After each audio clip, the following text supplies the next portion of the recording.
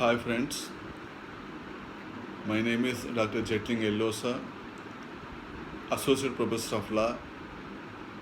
I am taking a class on the law of the sea, in which I am stressing upon the international waters or the high seas. So as you know that the sea is divided into number of parts from the baseline. The first comes the territorial waters, which extend up to 12 nautical miles. Thereafter, the contiguous zone, it is also up to 12 nautical miles. Thereafter, exclusive economic zone, 200 nautical miles from the contiguous zones. Thereafter, there comes the high seas or international waters. As you know that the world is surrounded by the water.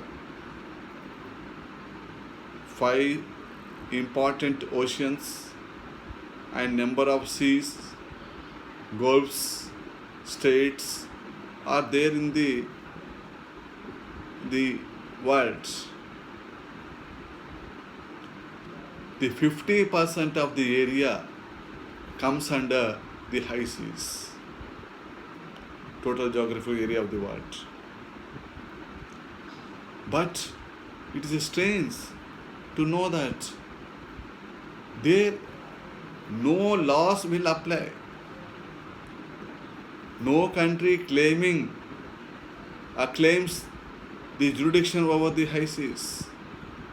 Why? Because it is considered as a common heritage of mankind.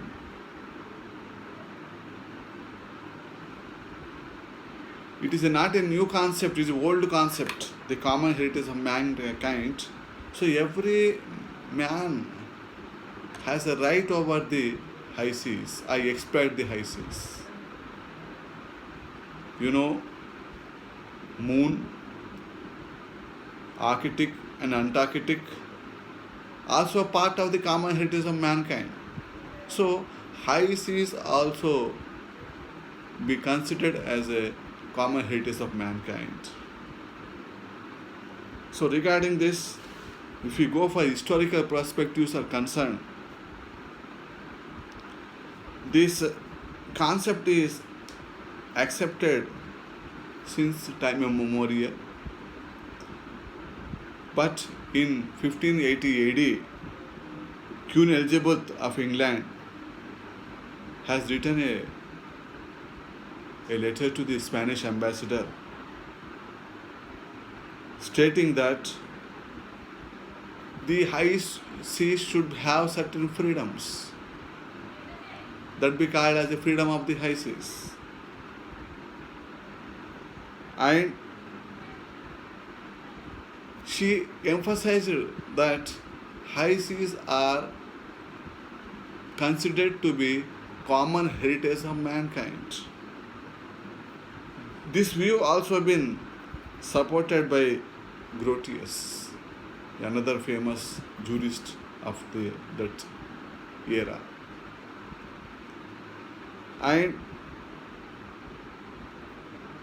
as on today also we considered it as a valid, but due to change of time, maybe some sort of difference is there. But as on today, we consider high seas are considered as a common heritage of mankind.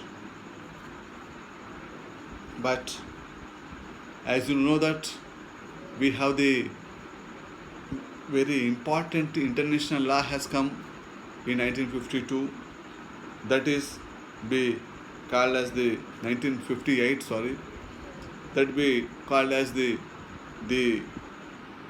Convention on the High Seas, was adopted on 1958.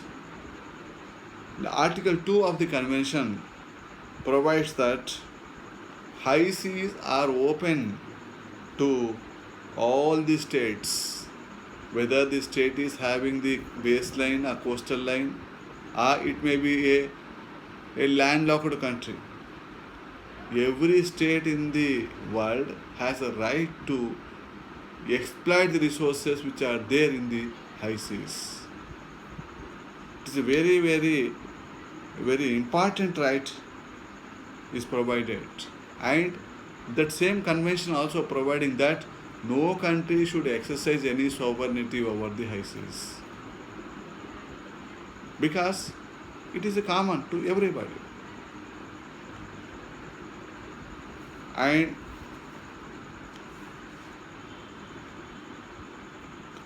there are certain rules and regulations have been framed. If you want to exploit the resources on the high seas, every ship passing through the high seas should carry a flag. If it is not carrying a flag, then it will be considered as a pirated ship. Why the flag? Because if something, any kind of eventuality happens, a criminal or any other act happens, then where the flag is there, and that law will applicable.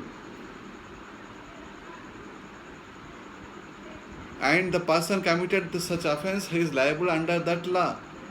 So it also be considered as a floating territory.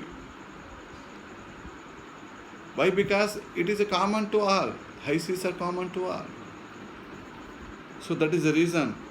And high seas, we have certain rights have been there.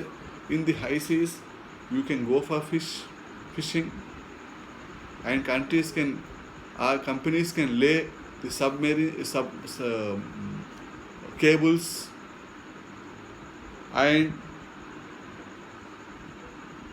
in the high seas, the warships can also be sailed, but it should be nuclear arms can be tested in the high seas or not. That is a question. It is happened in France versus Nauru, very small country, where the ICC stated that yes, no, high seas are meant for only for the purpose of carrying out nuclear test, only for the purpose of peaceful purposes, not for any other purpose. So the law is certain. You can utilize, if you have the capabilities, if you have the capacities, you can exploit the resources which are there in the high seas. But you should follow certain guidelines with regard to high seas. And in addition to that, all the countries have regress through the high seas. All the countries I am referring, whether coastal countries, non-coastal countries, landlocked countries, all the countries have transgress upon the high seas.